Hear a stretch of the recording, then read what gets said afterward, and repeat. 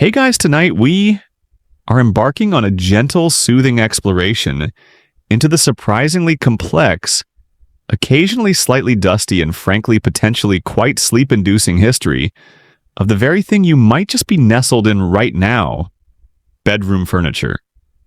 Specifically how we humans moved from crashing on the ground, possibly next to something trying to eat us, to reclining on elevated platforms covered in fluffy goodness. You're about to discover that even the humble bedside table has seen some things. Honestly, staying awake for the full journey might be a challenge. This isn't exactly high-speed chariot racing through the Colosseum. So, before you get comfortable, take a moment to like the video and subscribe, but only if you genuinely enjoy what I do here. And let me know in the comments where you're tuning in from and what time it is. Knowing you're drifting off somewhere far away is part of the fun.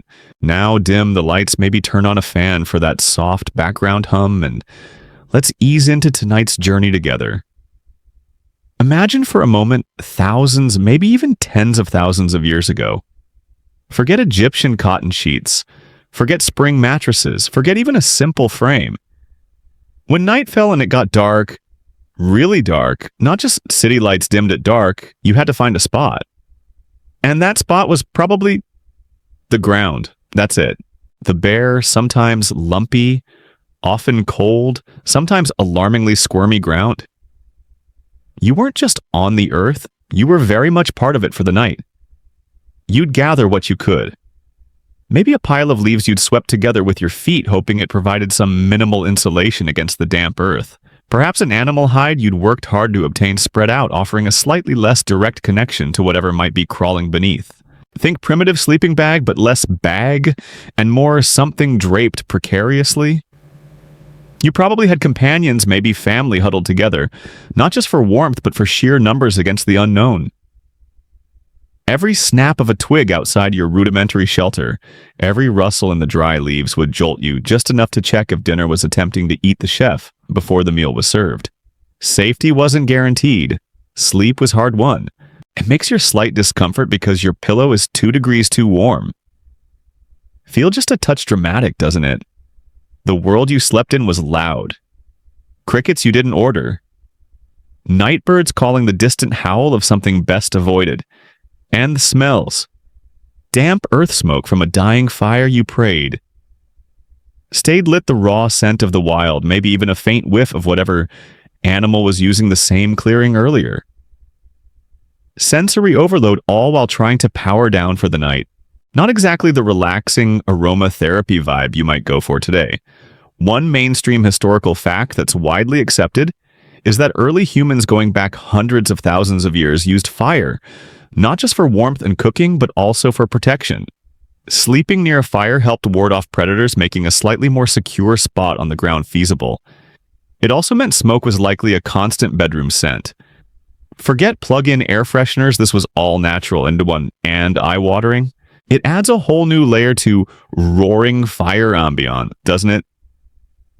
And a quirky tidbit: evidence from early archaeological sites suggests some of the very first deliberately crafted sleep spaces might have been surprisingly sophisticated, at least for the time. For instance, excavations in Africa have revealed beds dating back over 77,000 years, made of layers of plant material compressed and likely topped with insect-repelling leaves. So while you were often just on the ground, some forward-thinking ancient interior decorator was already thinking about pest control and cushioning. Maybe they even offered turn-down service with a handful of fresh mint leaves. Getting comfortable on the ground wasn't just about finding a flat spot.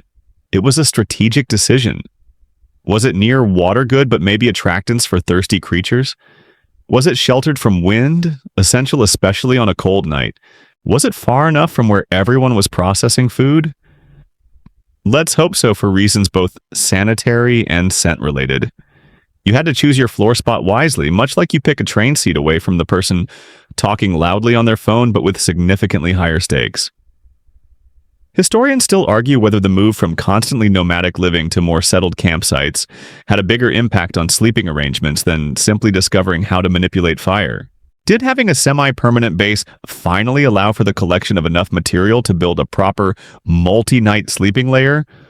Or did fire first make the fixed spot safe enough to even consider piling up comforts?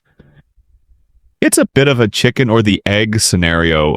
Only the chicken might have been all rocks and the egg was a slightly less sore back in the morning. You were essentially living on a large unfurnished floor. All floors everywhere. Every cave was a potential bedroom, every sheltered rock overhang a possibility. Your bed wasn't a distinct piece of furniture, it was just your designated resting patch, maybe slightly improved from the spot next to it. This was minimalist living, taken to an extreme where your entire belongings might fit into a small bundle, and your bed packed itself up or stayed put to be improved upon. It certainly simplified moving day. No need to disassemble a queen frame and hope you don't lose those little metal bits that hold it all together. Thinking about hygiene back then is also challenging. Your sheets were plant stalks or animal furs used probably until they genuinely disintegrated or became uninhabitable due to insect infestation. Washing facilities weren't exactly ensuite. You integrated pretty fully with the ecosystem. While you were trying to sleep on the earth, Earth was doing its thing all around, and sometimes on you. Mosquito nets weren't a thing. Bug spray probably involved hoping you didn't taste good. It makes that one time you found a spider on your pillow seem like a minor inconvenience, right? They were dealing with roommates. You couldn't evict like rodents, sharing your shelter, or, saber-toothed tigers thinking you looked like a convenient late-night snack buffet.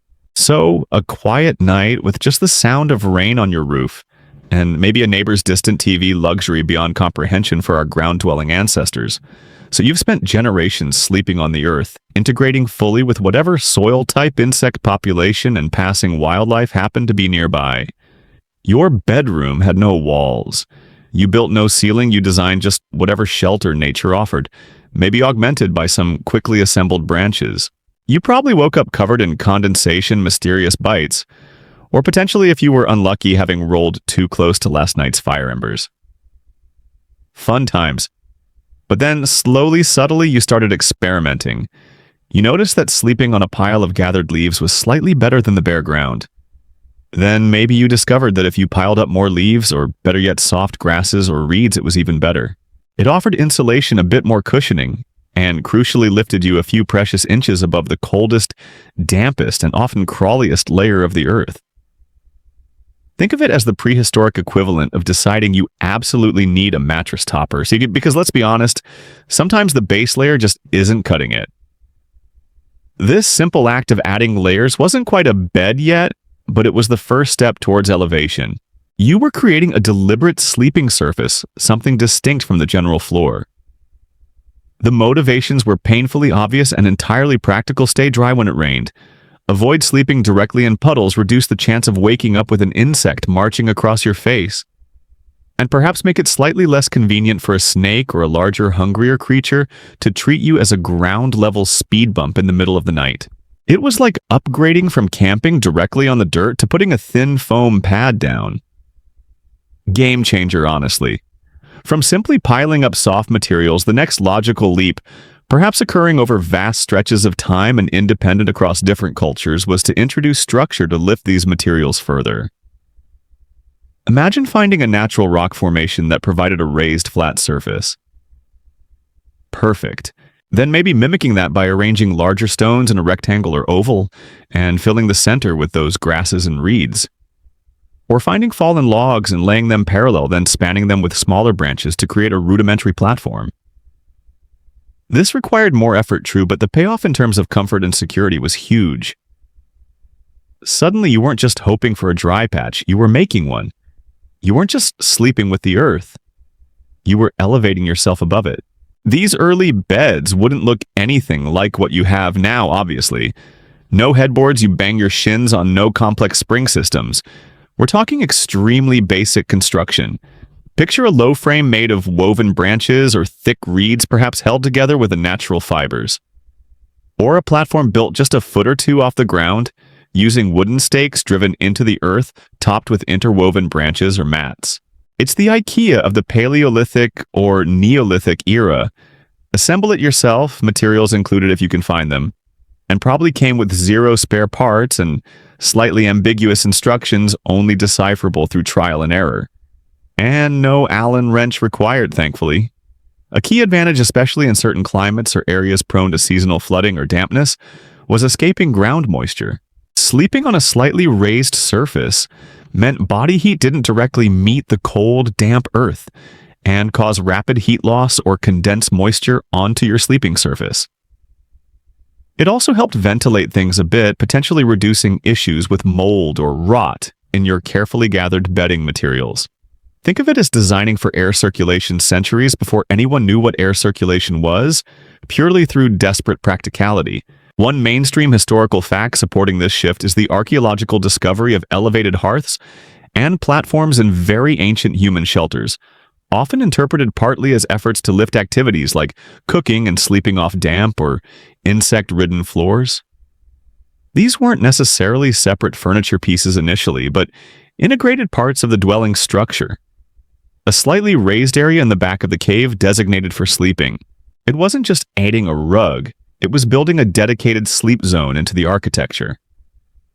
A quirky tidbit from slightly later periods, but stemming from the same need for elevation, shows up in lake dwellings found in places like Switzerland. People built their homes on stilts over water, and within those homes the floors themselves were effectively raised platforms.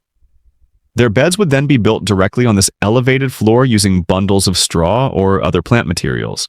So you had layers of elevation stilts lifting the house above the water, the floor lifting you above the water again, and your straw bed lifting you another foot off that floor. Maximum distance from anything damp or slithery, it seems. They were probably the early pioneers of thinking you can never be too far off the ground. These initial platforms were probably not luxurious. They were functional. The mattress might have been prone to compacting or getting lumpy. The frame might have been creaky, held together with sheer optimism and rope made from plant fibers. Comfort as we know it was still a long way off. This was about incremental improvement on a baseline of zero comfort and moderate danger. It was less about sinking into plush softness and more about not waking up soaked frozen or sharing your space with things that bite. Historians still argue whether the development of settled agricultural communities or the advent of more permanent dwelling structures had a greater influence on the transition from ground sleeping to elevated platforms. Did having a stable home allow you the time and resources to build a more permanent bed structure? Or did needing to protect stored crops and animals within your home, attracting more pests, force you to get your sleeping space off the floor? It's another classic chicken or the straw platform scenario, with scholars meticulously sifting through dust and debating the deepest motivations of people they've never met. Think about the physical transformation over centuries.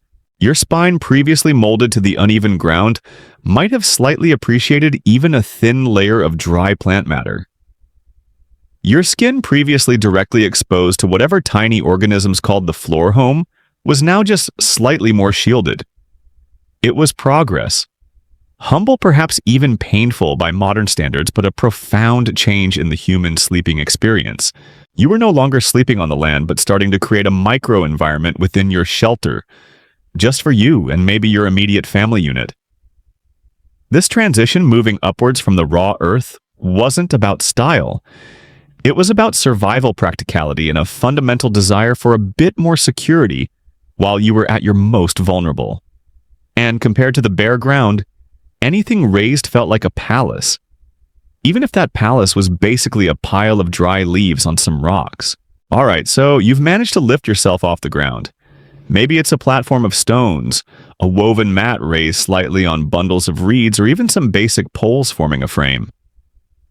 Congratulations! You are no longer exclusively one layer of damp grass away from direct contact with the Earth's various inhabitants and inconsistencies. You've upgraded to elevated basic, but now the platform itself isn't particularly comfortable, is it? It's hard. It's lumpy if the base isn't perfectly smooth. You need something on it. This brings us to the vital element of filling. Your earlier innovation of piling soft material on the ground gets refined and applied to your new elevated base. This is where the concept of a distinct sleeping layer, something separate, relatively thick, and hopefully yielding, starts to take shape. We're moving towards what you might generously call a mattress, or at least the conceptual ancestor of one. It's like you've got your bed frame, the platform, and now you need to figure out what goes on the frame to make it sleepable. What materials were readily available and relatively soft? Nature offered plenty. Straw was probably a common go-to. It was abundant after harvesting relatively dry, and when piled high offered a degree of springiness and insulation. Imagine bundles of straw maybe held loosely within a woven mat or against the sides of the platform to stop it from completely escaping. It smelled like harvest, which is nice, but also like, well, straw, which could get dusty and scratchy. Other options included dried grasses, rushes, ferns, maybe even animal hair or wool if you were further along the path of animal domestication. The technique wasn't sophisticated. You'd essentially be filling a container or just piling the material directly onto the platform. Think of it like creating a large open sack and stuffing it, but the sack might just be the sides of your rudimentary bed frame. Over time, the filling would compress, shift, and lose its loft. So this wasn't a one-and-done situation. Regular maintenance was essential. You'd need to refresh your bed, ideally dragging the old dusty compacted material out and bringing in fresh fill. This might happen seasonally tied to harvest, or just when the lumpy packed down straw became genuinely unbearable. It probably turned into a regular household chore. Time to air out the bed filling. Doesn't quite have the same ring as changing the sheets, does it? Beyond just being uncomfortable when compacted organic materials used as fill, had other drawbacks. They were heaven for various insects, small rodents, and other pests looking for a warm, sheltered home. Your bed fill was essentially prime real estate for mites, fleas, lice, and anything else that liked to nest in dry vegetation close to a source of warmth. It makes the occasional bedbug scare feel manageable when the baseline was sharing your sleep space with an entire miniature ecosystem. Which leads us to insect-repelling strategies integrated into the filling. Remember that quirky tidbit about 77,000-year-old beds, potentially including insect-repelling leaves? This concept persisted. People learned that certain aromatic plants, wormwood mint, maybe lavender if they had it, could be mixed into the straw or laid on top to try and deter unwelcome multi-legged guests. It was a very early form of natural pest control woven directly into the mattress. Think of it as aromatherapy with a survival purpose. If your bedroom smelled faintly of bitter herbs, it wasn't just for pleasant dreams. It was a strategic defense. This makes your commitment to buying eco-friendly cleaning products feel just a tad less heroic. A mainstream historical fact regarding the use of filling is documented in ancient Egyptian burial sites. While not necessarily depicting common folks' beds, the tombs of wealthier individuals or pharaohs often show bedsteads with woven bases that would have required some form of cushioning fill. Probably linen sacks stuffed with straw wool, or perhaps even feathers for the truly elite. So the concept of a cushioned layer on a frame is ancient, with the materials varying greatly based on social status and wealth. Your luxury firm mattress traces its lineage back to someone stuffing straw into a linen bag because Pharaoh's back was getting sore. A quirky tidbit related to fill durability comes from Europe. Through the Middle Ages and even later, peasant beds often remained sacks stuffed with straw or chaff. These required incredibly frequent changing. Estimates suggest as often as weekly, to avoid complete decomposition, insect infestation, and the buildup of human detritus. Imagine changing out an entire mattress's worth of dirty straw every week. Your struggle to change a fitted sheet seems utterly trivial in comparison. It required significant labor and access to fresh materials, highlighting that even basic comfort was an ongoing project. Historians still argue whether the development of weaving technologies allowing for more robust sacks or matting to contain fill had a more significant impact on bed evolution than simply improving frame construction. Was the real game changer the ability to keep the stuffing together and slightly cleaner within a textile wrapper? Or was it the frame itself that fundamentally changed the sleeping experience? It's another debate over which element drove the primary innovation. Was it the bed's structure or its internal workings that pushed the bedroom forward? Over time, the filling concept evolved from simply dumping loose material onto a platform to attempting to contain it. Early woven mats likely started just covering the base, but eventually people learned to create slightly raised edges or even stitch together two mats to form a basic sack that could be stuffed. This contained the filling, better making the bed less messy and potentially allowing for less frequent replenishment. It's the crucial step from pile to packet, the beginning of encapsulation, which is frankly a game changer in the history of soft furniture. Think about the weight. A straw-filled sack, large enough to sleep on, would have been substantial, especially if it got damp. Moving these beds or even just cleaning them would have been a major undertaking. No lightweight foam cores here. This was agricultural byproduct, heavy and bulky. The effort required just for basic sleeping comfort was immense. You were quite literally sleeping on the fruits, or rather the stalks of your labor. So while you finally got off the ground, the next step was dealing with the hardness of the platform by introducing various organic fills. This was progress. More comfort, more insulation. But it came with its own set of challenges, namely keeping the fill clean, bug-free, and plump. It sets the stage for seeking better, longer-lasting materials and containment methods for that essential layer between you and the hard truth of your bed frame. From bare earth to lumpy straw, progress but still a far cry from memory foam. All right, you've worked your way up. From the ground, you lifted yourself onto basic platforms made of branches or stone, then figured out how to cushion those platforms with bundles of straw, reeds, or other plant matter, perhaps contained in crude woven sacks. This wasn't luxury, but it was significantly better than Earth-adjacent living. Now let's jump forward quite a few millennia and head to the classical world, specifically ancient Greece and Rome, because these cultures took the concept of a raised sleeping surface and gave it a serious glow-up, especially in terms of design and social significance. While most people in these societies likely still slept on relatively simple pallets or low platforms, similar to what came before, especially those in less affluent classes or enslaved persons, the upper crust took beds in a whole new direction. They didn't just want a place to sleep. They wanted a piece of furniture that was comfortable, beautiful, and showcased their wealth and status. Think of it as the first major instance of the bed moving beyond pure function to become a statement piece. Your minimalist platform is suddenly getting carved legs and maybe some fancy inlay. The Greeks developed elegant daybeds and sleeping couches known by various names, the most famous perhaps being the Klein. This wasn't just a piece of furniture confined to the bedroom. It was often found in dining rooms, triclinia, where guests would recline to eat, demonstrating that in this culture, lounging and reclining were integrated into daily social life, not just a preparation for sleep. You didn't sit on chairs at a formal dinner party. You reclined on a beautifully crafted Klein. Talk about a relaxed dress code. I imagine eating grapes didn't require as much sitting upright decorum.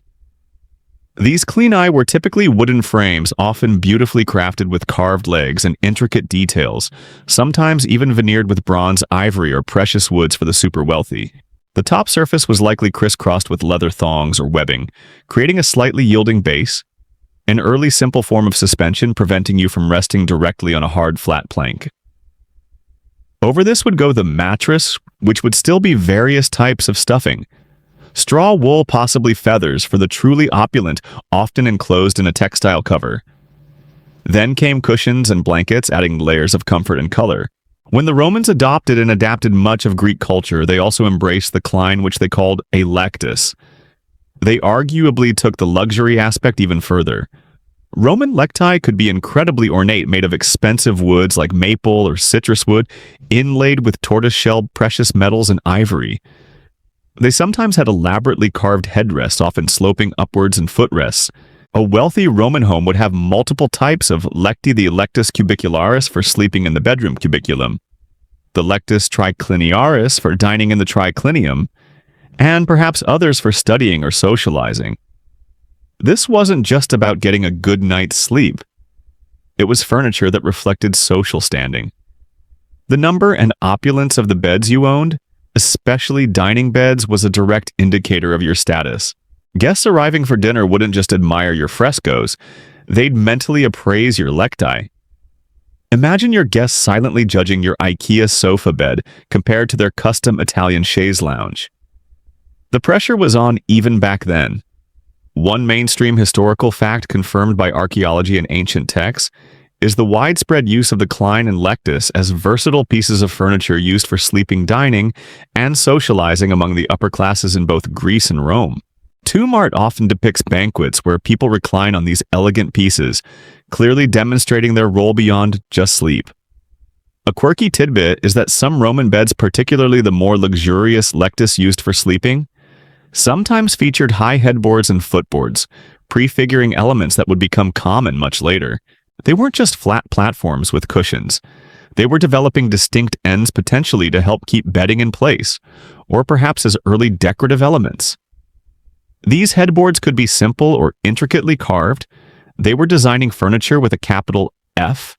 Historians still argue whether the primary function of the classical Klein, each Lectus, was truly focused on sleeping comfort, or whether its social function as a status symbol and a necessary prop for the reclining dining culture was its most defining characteristic and driving force for its elaborate design. Did comfort demand the ornate construction, or did the social performance around it lead to increasingly elaborate beds?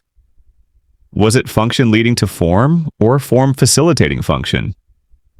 The Roman bedroom, or cubiculum, often featured the main lectus cubicularis. While simple beds might just have a stuffed mattress on a plain frame, the elite ones could be surrounded by hangings or curtains, suspended from the ceiling, or a canopy structure above the bed itself. This offered privacy. Bedrooms were often small off the atrium or peristyle, and helped retain warmth. It's the ancestor of the canopy bed, though at this stage the fabric wasn't usually attached to the frame itself in the way we think of later canopy beds. It was suspended from above, creating a tent-like enclosure around the bed. The cushioning itself remained layers of organic fill, prone to the same issues of compaction and pests as earlier, simpler forms, although wealth likely allowed for more frequent replenishment and potentially better quality materials like fine wool or more feathers. You'd still be sleeping on essentially a fabric sack filled with stuff, but now that sack might be covered in luxurious embroidered fabrics, and the frame supporting it would be a work of art itself. The materials available limited the mattress technology. No springs, no foam. Comfort relied on the quality and quantity of the stuffing and the slight flexibility of the woven base. Compared to a modern mattress, it was probably firm by today's standards, softened by layers of wool blankets and plush cushions placed on top. But compared to straw on a wooden plank, it was cloud nine, provided you were wealthy enough to afford the good stuffing and the manpower to air it out. So the Greeks and Romans transformed the bed from a basic functional platform into a piece of furniture, deeply integrated into social life and symbolic of status. While the underlying cushioning technology was still rooted in packed organic material, the structures themselves became significantly more sophisticated, laying the groundwork for later furniture design and highlighting that bedrooms or reclining spaces could be zones of display as much as rest. The simple act of going to bed started to acquire airs and graces, provided you had the means.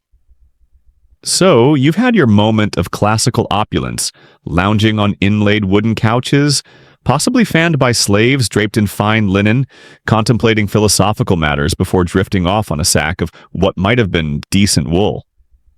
But alas, the classical world waned, and you now find yourself trudging through the Middle Ages in Europe, say, somewhere around the 9th to 14th centuries.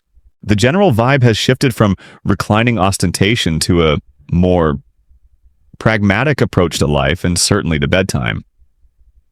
Your luxurious lectus gone, replaced by something far more basic for the vast majority of the population.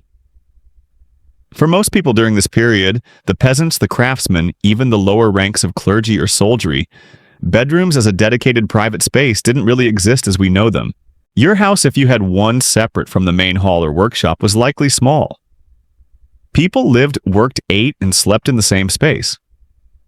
Think of it as extreme open-plan living where your bed wasn't tucked away down a corridor but was probably in the main room, possibly the only room of your home. Privacy wasn't a guaranteed amenity. It was more of a distant, futuristic concept. The typical bed you'd encounter was frankly pretty simple. The classical-era elegant carvings and metal inlay gave way to practical, sturdy, and often plain wooden frames. These frames could be quite low to the ground or slightly raised, perhaps supported by posts. Construction was basic, probably using simple joinery techniques.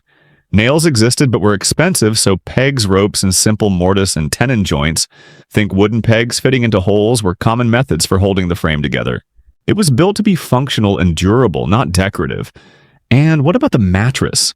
Much like before, the reliable, cheap, and readily available materials were used for filling.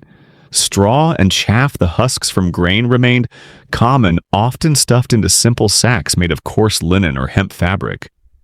Wool might be used by those slightly better off, offering a bit more durability and warmth than straw. Feathers, especially soft down feathers, were a luxury strictly for the wealthy, like the medieval equivalent of ordering the gold-plated edition of the bed frame. Your bedding involved throwing a sack of scratchy straw onto a wooden platform. Changing this was again a regular necessity, perhaps quarterly or even just semi-annually, leading to beds that could become truly unhygienic, harboring all sorts of lovely critters.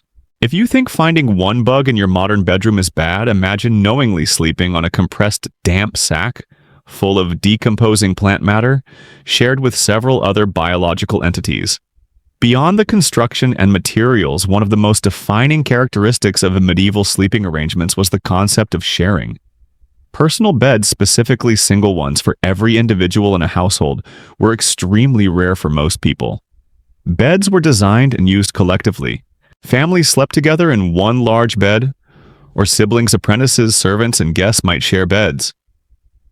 This wasn't just about saving space, though. That was a major factor in small homes. It was also about warmth in unheated or poorly heated houses. Huddling together under shared blankets on a large straw mattress was a primary method of staying warm during cold nights.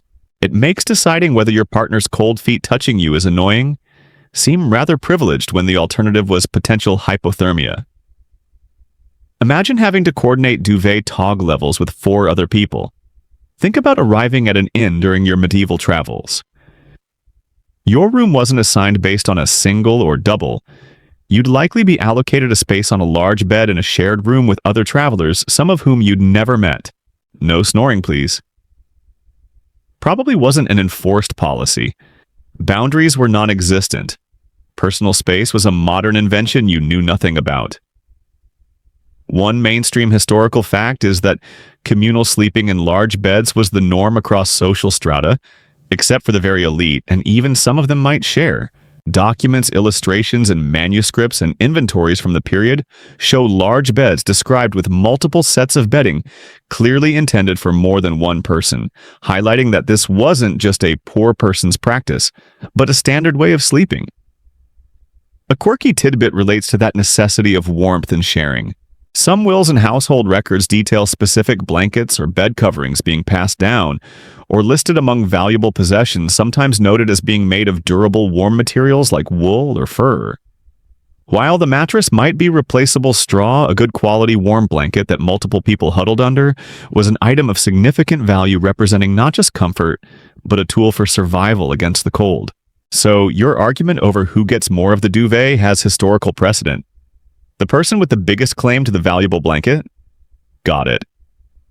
Historians still argue whether the practice of communal sleeping was driven primarily by economic necessity, less fuel for heating smaller homes cheaper, to have one large bed, or by cultural norms that valued close-knit social groups and didn't emphasize individual privacy during rest as much as modern societies do. Was it pragmatic survival, or simply a different societal mindset about personal space? For nobles, beds began to evolve differently, hinting at future elaboration. Their frames would be made of better quality polished wood, sometimes featuring simple carvings. Their mattresses might actually be filled with wool, or even the rare expensive feathers. More importantly, their bedrooms started to become slightly more defined spaces, and their beds could be fitted with simple hangings or curtains around the frame. Again, initially, this was mainly for practical purposes, blocking drafts in chilly stone castles, offering a bit of visual privacy in a bustling household, and helping to contain body heat. These weren't the elaborate fabric cascades of the Renaissance yet, but practical cloth barriers hung from rails or posts attached to the bed frame. These basic frames didn't always last forever, particularly if they were low to the ground and exposed to damp. Woodworm and rot were constant threats. Maintenance wasn't about fluffing the duvet, it was about patching holes in the bed frame and hauling out literally rotten straw fill. It sounds absolutely delightful. You probably also dealt with a persistent, earthy, potentially rodent-gnawed scent profile. Even for the slightly better off, a medieval bed remained primarily a functional object. It was a platform designed to hold a body off the floor with some cushioning providing warmth and security through mass sleeping. Aesthetics were secondary or non-existent for the majority.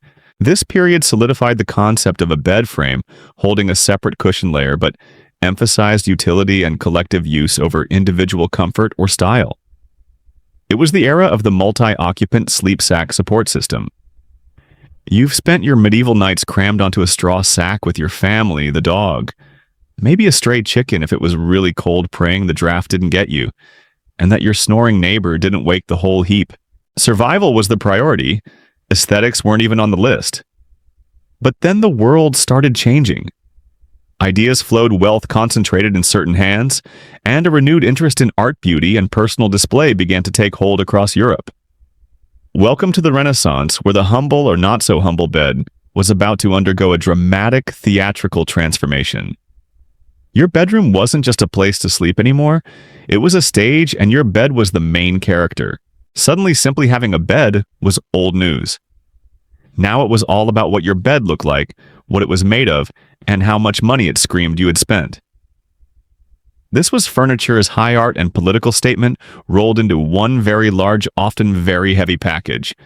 If medieval beds were the sensible, practical family sedan, Renaissance beds were the custom-built gold-plated limousine with tinted windows and a flag on the hood. They were enormous, towering structures designed not just to be slept in, but to impress anyone who laid eyes on them.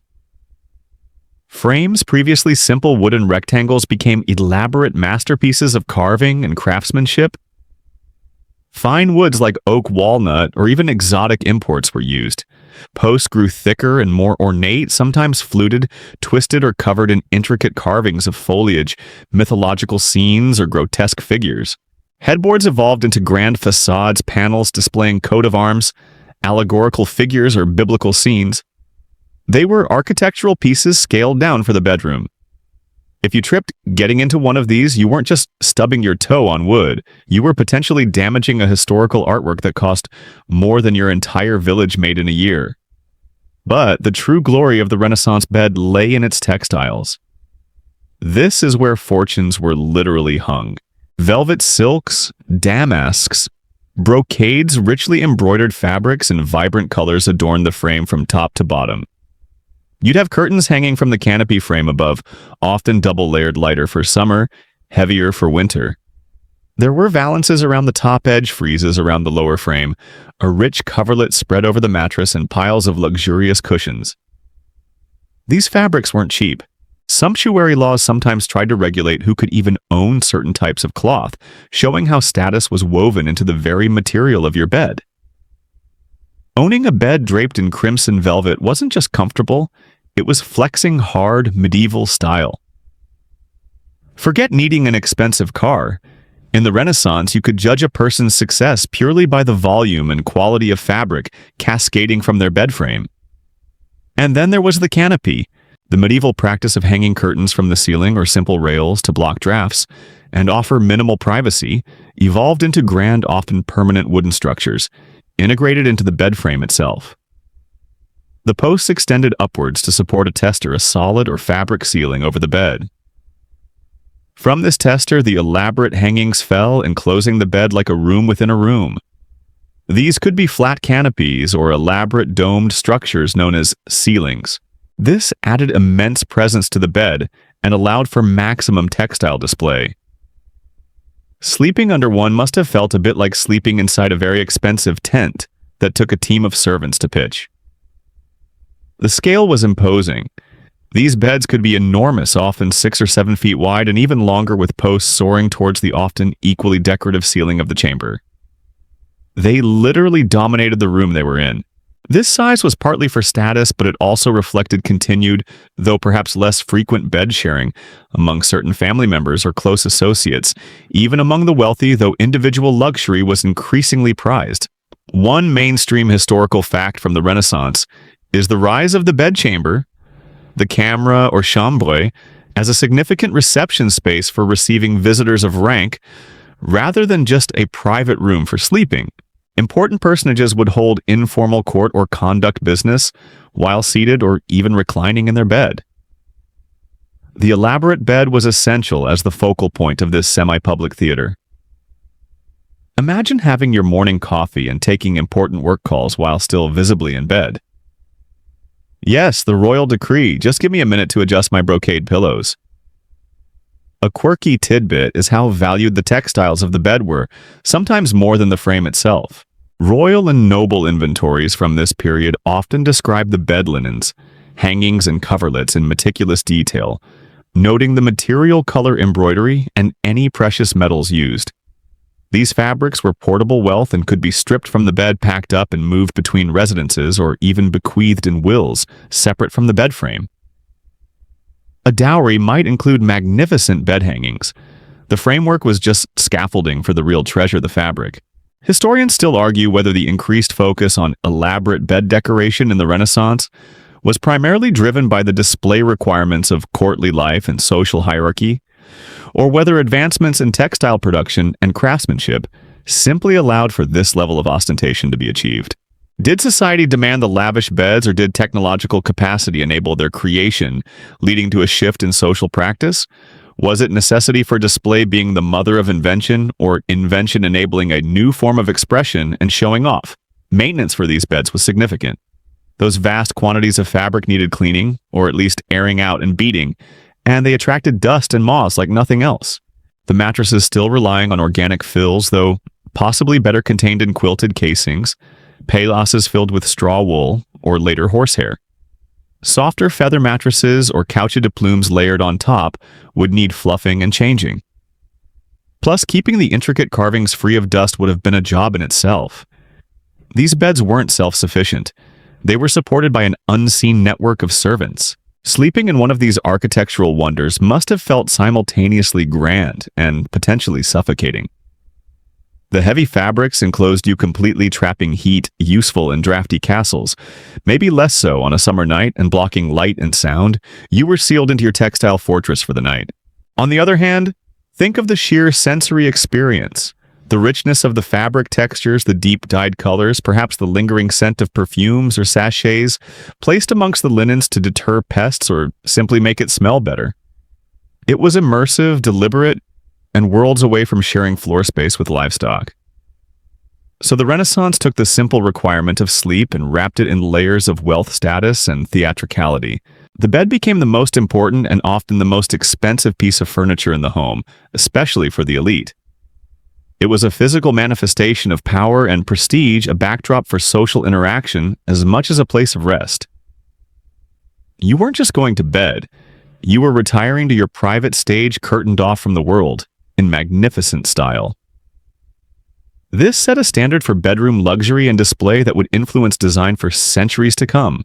So you were absolutely drowning in velvet and brocade, cocooned inside a truly monumental structure of carved wood and heavy fabric. Your Renaissance bed wasn't just where you slept. It was where you impressed dignitaries, signed treaties, and probably lost several small items that vanished forever into the voluminous folds of the hangings. The transition you experienced here highlighted how dramatically the presence of the bed beyond just its function had changed. And while the frame provided the impressive structure, it was often the vast amounts of fabric, the canopy and curtains, that did the most practical work while also contributing heavily to the visual spectacle. Let's zero in on those hangings for a moment. Their presence wasn't purely for show, though they certainly achieved that goal with spectacular flair. They originated from that older need for basic protection and privacy in multi-purpose or communal rooms, as you saw glimpses of in medieval times. Now, however, these simple cloths evolved into intricate purpose-built systems. The main reason, frankly, was survival against the elements inside your own home. Castles and large houses, even royal palaces, were notoriously drafty. Stone walls are great for defense, less so for insulation. Heating came from open fires and large hearths, which were effective burners of wood, but less effective dispersers of warmth throughout vast high-ceilinged rooms. Hot air predictably goes straight up. So your solution: build a small enclosed micro-environment right where you sleep. The hangings served as insulated walls and a ceiling around your bed. You'd pull those heavy curtains closed at night, creating a sort of tent. Body heat generated by you and possibly whoever you were sharing the bed with was then trapped within this fabric enclosure. It significantly raised the temperature inside the bed compared to the surrounding cold, cavernous room. It was like bringing your own portable textile-based heating system everywhere you went. Essential gear, honestly, in an era before central heating, was even a wild fantasy. It makes complaining about a draft from a window crack seem just a little less critical. Beyond temperature control, the curtains offered crucial privacy. As you've noted, medieval homes had little of it. Even among the wealthy, servants often slept in the same room or just outside the door. Receiving guests or conducting business while in bed, as was the custom, required a way to quickly screen yourself off from less important eyes or the general household bustle. The curtains, when drawn, transformed your bed into a private sanctum, a room within a room where you could sleep, converse intimately, or conduct affairs of state, shielded from view. Your version of putting up a "Do Not Disturb" sign involved pulling thousands of dollars worth of silk and velvet around you. The canopy or tester overhead wasn't just a framework for curtains, it provided an extra layer of insulation above you. Sometimes it was made of wood, adding weight and permanence to the structure. Other times it was framed fabric. This layer helped trap the rising warm air from inside the bed. Also rather unpleasantly, but practically, it offered protection from anything falling from the often unfinished or beam-exposed ceiling above. Dust spiders, less friendly insects, or even loose plaster. Think of it as an early, very elaborate form of protective headgear for sleeping. A vital barrier between you and whatever wildlife might consider your ceiling beams a prime habitat. Gives a whole new meaning to shelter. The textiles themselves became even more elaborate beyond the Renaissance peak. Styles changed, but the sheer quantity and richness of the fabric often remained a sign of wealth. We moved through periods like the Baroque and Rococo, where bed hangings got even more dramatic. Voluminous drapes, swags, tassels, fringes, and embroidery in complex patterns. The frames supporting these hangings could become incredibly ornate themselves, gilded, painted, and sculpted. Beds looked less like furniture and more like small, opulent buildings plopped in the middle of a room. Imagine the dusting schedule for one of these bad boys. No quick flick with a microfiber cloth needed. One mainstream historical fact illustrating the importance of these textiles is their inclusion in wills and inventories across Europe for centuries. Bed hangings described in detail were often treated as significant assets valued sometimes more than the house itself. They were frequently separated from the bed frame when ownership passed down or was sold, being more easily transported and adapted to a new frame than the structure itself.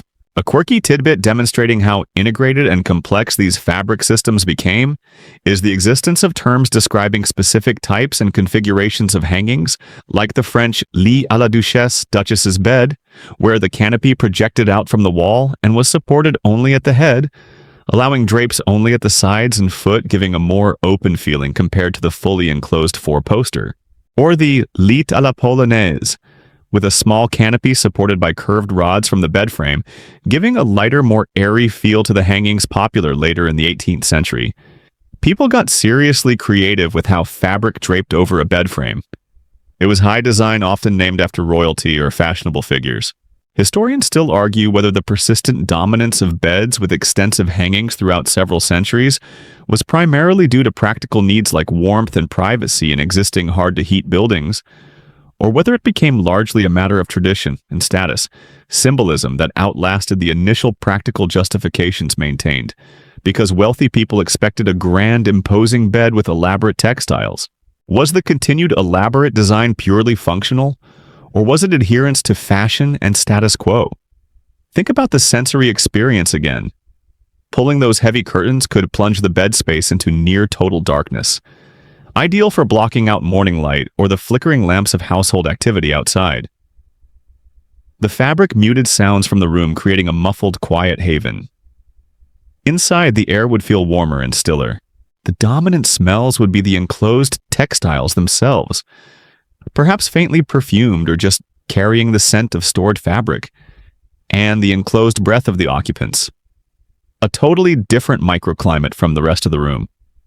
It was like climbing into your own personal cave of fabric and warmth, which after spending millennia on the open ground must have felt incredibly secure, even if occasionally a bit stuffy. The investment in these fabric layers was significant, requiring not just expensive materials, but skilled seamstresses and upholsterers. Maintaining them involved constant effort, airing them, protecting them from moths and pests, and repairing wear and tear. These weren't low-maintenance sleep solutions. They were significant household assets demanding perpetual care, often involving dedicated staff. The term "making the bed" acquired new dimensions. It involved not just smoothing sheets, but arranging swaths of heavy fabric weighing more than you did.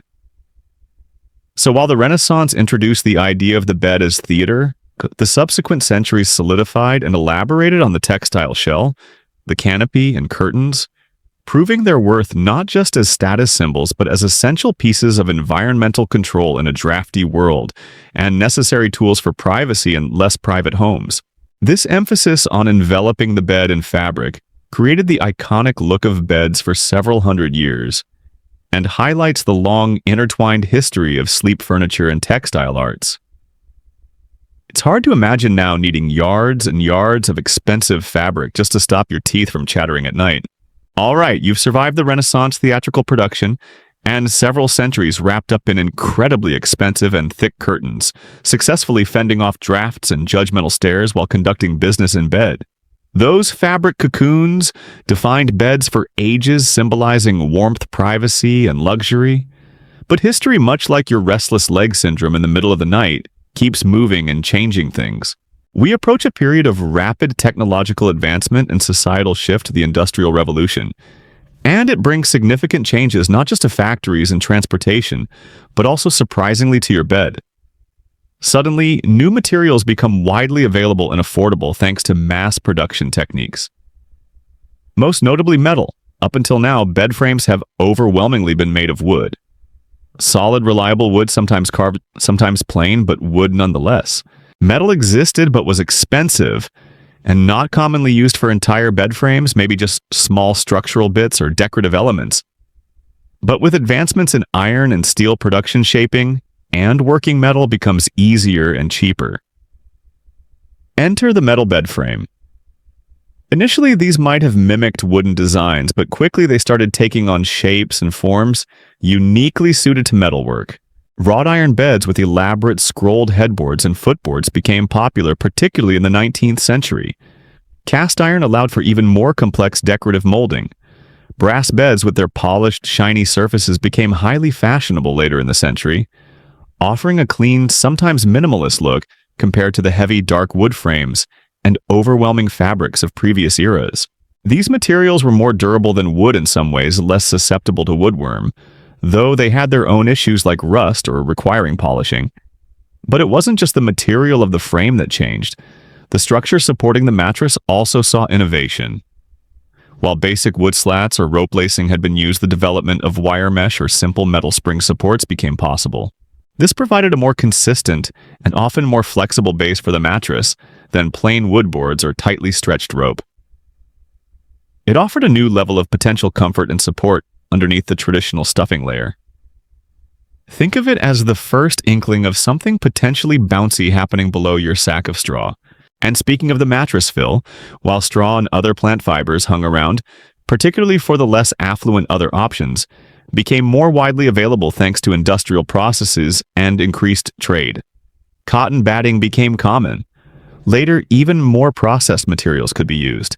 These fills were often encased in sturdy cotton-ticking fabric.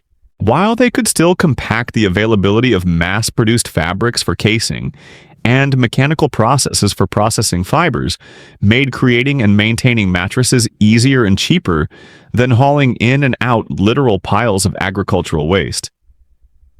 Though mattress cleaning probably still involved airing out and beating the material inside, was slowly changing. This era also saw a significant shift in attitudes towards hygiene and health. Growing understanding of germs or miasma theory preceding germ theory, which linked disease to foul air, led to a preference for materials perceived as cleaner and easier to maintain.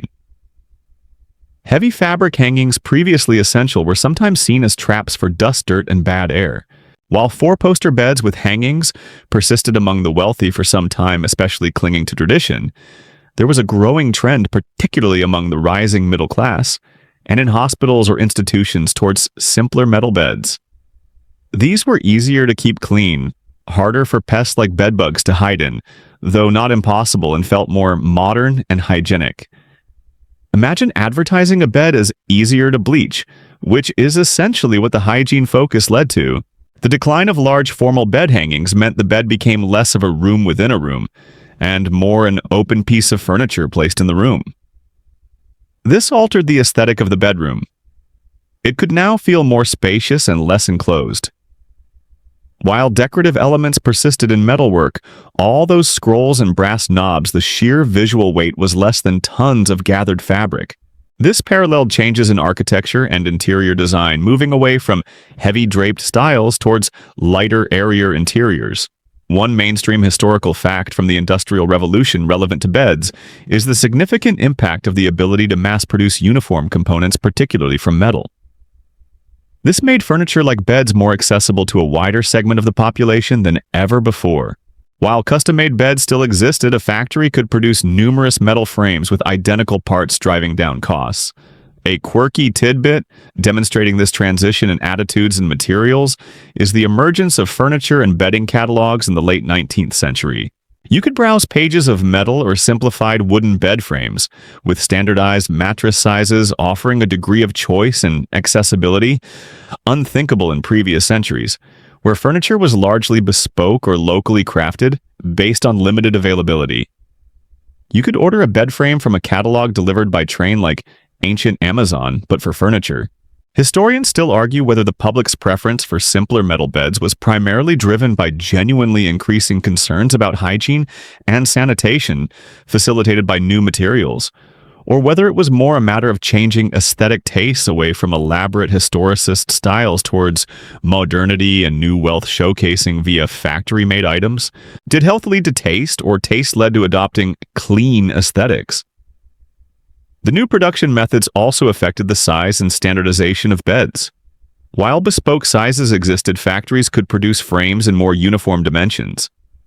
This gradually led to something resembling standard bed sizes, making it easier to buy mattresses and frames separately, though still not the perfectly interchangeable system we have today.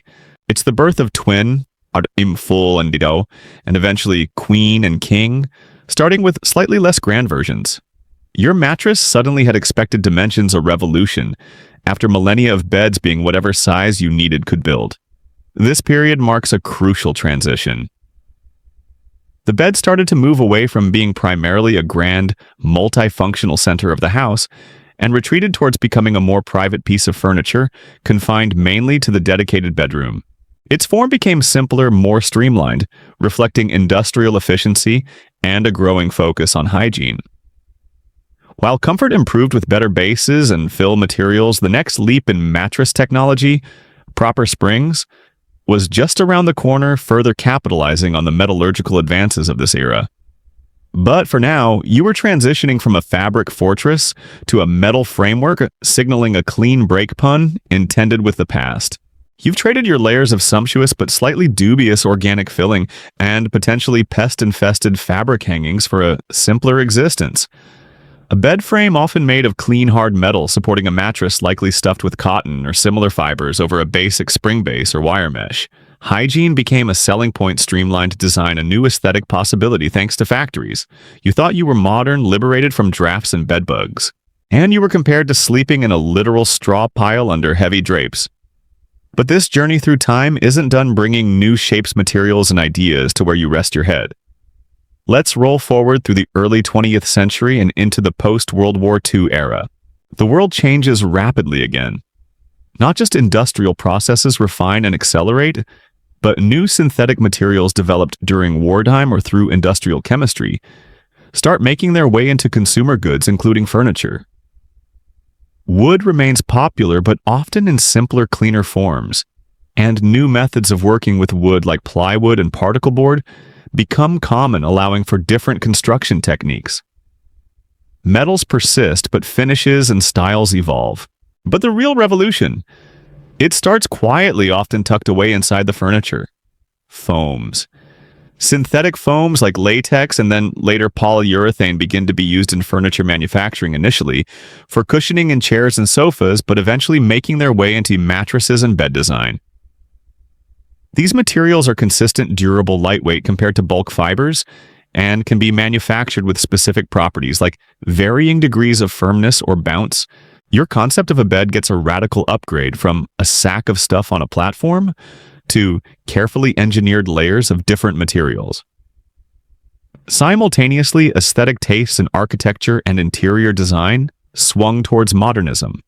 This movement, particularly what's become known as mid-century modern, roughly spanning the 1940s through the 1960s, emphasized clean lines, functional forms, minimal ornamentation, and an integration of furniture with living spaces. This translated to bedrooms too. Beds moved away from towering four-posters or ornate metal frames. Mid-century beds often featured low, simple wooden frames, sometimes with integrated bedside tables or headboards with built-in storage shelves. They were designed to be visually light, airy, and part of a calm, uncluttered bedroom environment. Forget making your bed a theatrical centerpiece. The goal was tranquil simplicity, a clean backdrop for modern life. Your bed suddenly became understated chic, trying its best not to scream for attention. The furniture was increasingly designed for efficient modern living in sometimes smaller homes or apartments, built in burgeoning suburban areas. Storage became more important, often cleverly integrated into bed frames or accompanying pieces. Dressers and nightstands adopted the same clean lines and functional approach. Think simple drawers, often with minimalist hardware legs tapered slightly, a sense of lightness overriding heavy mass. It's the look you see now, resurrected in popular design trends, proving good design, or at least a popular aesthetic, is timeless. Mattress technology also continued its steady, if slightly less dramatic than foamy suddenly exists evolution. While innerspring mattresses had existed for a while, the manufacturing process refined, making them more widely accessible and allowing for variations in coil types and arrangements. Combined with new foam layering, mattresses could offer more sophisticated support and comfort than ever before. You weren't just choosing between hardwood and lumpy straw. You were choosing between different coil counts, wire gauges, and foam densities. Mattress shopping started to require slightly more specialized vocabulary. This period firmly established the bed as primarily a place for sleeping and private rest, shedding most of its older roles as a reception area or multi-purpose hub. The dedicated bedroom became standard in many homes, reinforcing the bed's specific function. It became a sanctuary for sleep, often furnished in a cohesive style, with matching or coordinating pieces. The birth of the bedroom set as a common furniture purchase. One mainstream historical fact of this period is the significant impact of mass consumerism and the rise of accessible design on bedroom furniture. Companies began producing well-designed furniture specifically for the growing middle class, leveraging new manufacturing techniques and materials to create pieces that were stylish, functional, and relatively affordable. This isn't just IKEA territory yet, but definitely the ancestors of it. A quirky tidbit is that despite the move towards cleaner design, some mid-century furniture featured surprising, occasionally less functional elements driven purely by aesthetic novelty, like built-in headboards that extended wide beyond the mattress edge, sometimes integrated with attached floating nightstands that looked cool, but meant you probably banged your shins on them frequently. Style didn't always perfectly align with practicality. You might get a killer look, but your lower legs paid the price. Historians still argue whether the shift towards minimalist, functional bedroom furniture was primarily a response to the smaller living spaces of modern homes and apartments. Necessity driving design, or if it was more a reflection of a broader societal desire for simplicity and cleanliness. Post-war, a rejection of pre-war excess and ornamentation reflected in all aspects of design, not just bedrooms. Did architecture dictate furniture trends, or did design philosophy lead the way? Think about the change in feel. These materials, smooth finished wood, cool metal, perhaps the slightly odd uniform texture of early foam encased in clean cotton ticking, offered a different sensory experience from rough medieval wood, scratchy straw, or heavy dusty velvet. bedrooms started to feel cleaner, simpler, less tactily overwhelming. The air within the bed space wasn't heavy with fabric and contained breath. It was just the air of the room. There was a psychological shift, too. The bed was less about physical survival, warmth, protection from drafts and pests, and more about rest and relaxation in a controlled environment. Bed frames got lower to the ground again, sometimes reflecting influences from Japanese design that valued simplicity and a connection to the floor, or just as an aesthetic choice to emphasize horizontal lines and the feeling of spaciousness. Legs became slender and tapered. The bulk disappeared. If you moved one of these, it would feel like a feather compared to hauling a carved oak and fabric monument. This era brought the bed firmly into the realm of mass-produced, designed consumer goods, making stylish, comfortable for the time bedrooms attainable for a wider segment of the population. It introduced materials and forms that stripped away centuries of historical ornamentation and created the template for many bedroom furniture styles still popular today, valuing clean lines, integrated function, and a feeling of modern ease. The journey from earth to elaborate textile fortress and finally to streamlined mass-produced comfort wasn't just about sleeping better. It was a reflection of changing technology society and how we saw our most private spaces. So you made it through the practical platforms, the straw stuffing the gilded carriages of velvet, the pragmatic metal frames and the sleek, perhaps slightly shin-endangering designs of the mid-century. Your bed journey has been one of fascinating evolution driven by need, wealth, style, and technology. And where are we now? Well, we're right here surrounded by what can only be described as an explosion of choices when it comes to putting something comfortable in your bedroom. We've entered an era where customization, specialized materials, and an overwhelming variety of styles are the norm. Forget your great-great-great-grandparents' single choice between lumpy straw and slightly less lumpy straw, or even your mid-century relative's decision between firmer coils and softer coils. You now live in a world designed to meet your most specific, possibly even undiscovered sleep needs and aesthetic desires. Let's start with the absolute core, the mattress. While innerspring technology refined throughout the 20th century, the introduction of materials like viscoelastic foam, popularized as memory foam, originally developed by NASA no less, though perhaps not specifically for mattresses at first, but hey, space-age sleep completely changed the game. Memory foam contours to your body, absorbs motion, good for restless partners, and offers pressure relief. It's the material that launched 1,000 online bed-in-a-box companies. You click a few days later, a relatively small box shows up and through some kind of cardboard magic expands into a full-sized mattress. Still feels a bit like science fiction every time, right? But it doesn't stop at memory foam.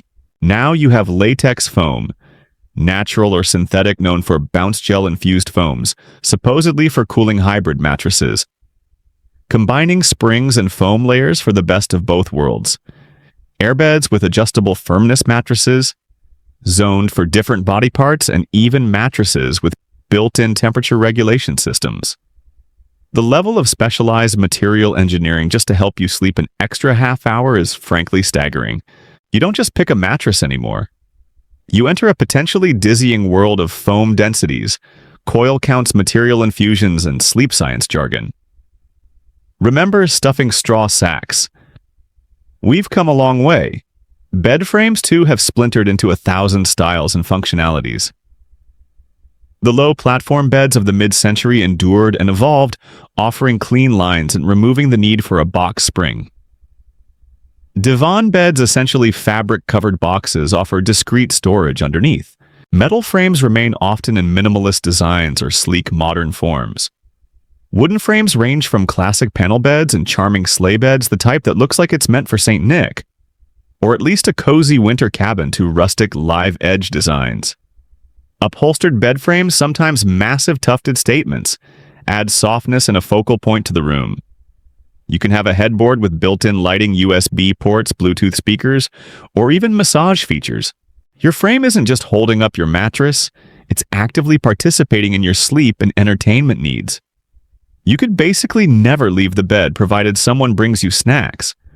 Storage beds are incredibly popular again, harking back to needs for efficient space usage, offering drawers, lift-up platforms or cubbies cleverly integrated into the frame. Bedside tables nightstands have finally become a recognized piece of furniture across social strata. Come with charging stations, touch lamps, and cable management features to corral all the necessary tech that now accompanies you to bed. Chests of drawers have specialized inserts for everything from socks to charging cables. Bedroom furniture isn't just about sleeping surfaces anymore. It's about supporting the digital ecosystem and complex storage requirements of modern life. The core of this explosion is personalization. Your bedroom is your private sanctuary, and your furniture is designed to cater specifically to your needs, comfort preferences, and aesthetic taste.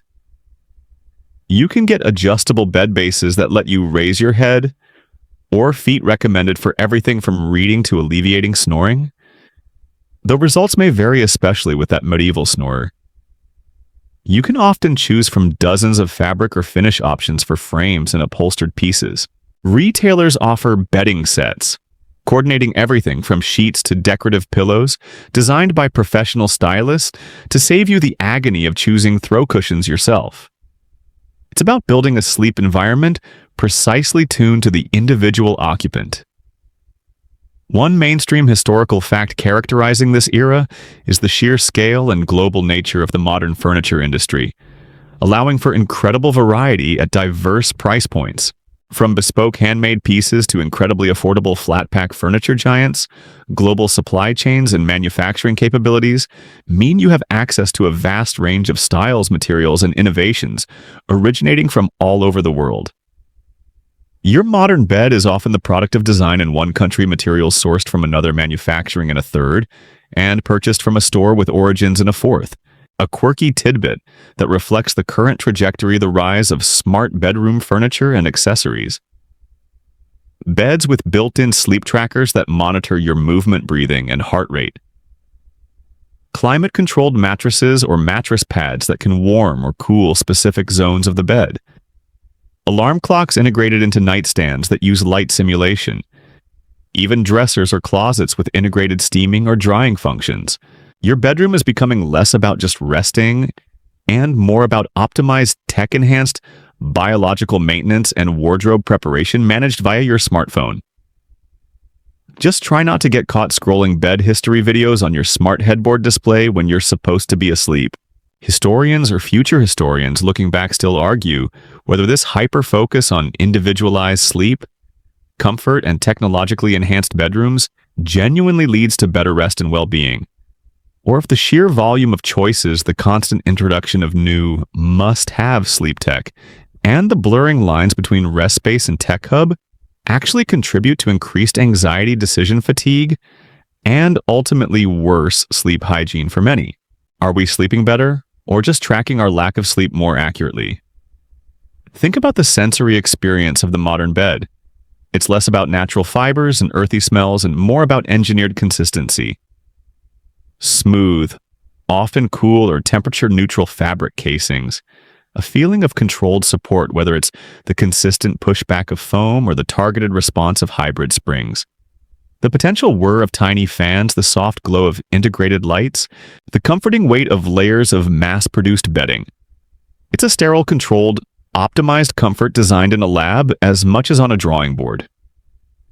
Your modern bedroom can be anything you want it to be: a minimalist zen space with a low platform bed, a cozy cottage retreat with a rustic wooden frame and plush fabrics, a high-tech pod controlling your microclimate and streaming entertainment, or simply a comfortable, functional room with storage that helps you manage your life. The options are limited only by your budget, your space, and possibly your ability to assemble flat-pack furniture. From surviving on the ground to thriving or just trying to survive in a world of sleep data and ergonomic pillows, your bedroom furniture journey has been a remarkable, often surprising reflection of human ingenuity, societal change, and the enduring quest for a decent night's rest, however defined through the ages. And that brings our little slow amble through time to a close for tonight. It's been quite the journey, hasn't it? Tracing the steps from the very ground you stood on to the highly engineered, personalized cocoon you might be in right now. All those centuries of subtle shifts driven by simple needs for warmth, safety, comfort, and Yes, eventually the desire to show off a bit. Think about the layers.